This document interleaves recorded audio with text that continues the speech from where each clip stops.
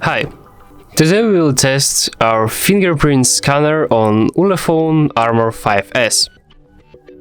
So let's go to settings, then security and location, fingerprint, next, and we need to touch our sensor, which is right here.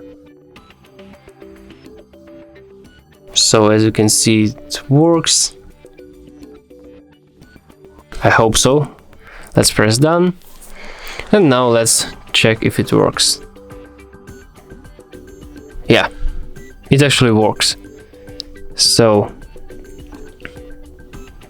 let's tap it again. Yeah, as you can see, it can see that this is my finger. So let's just delete it.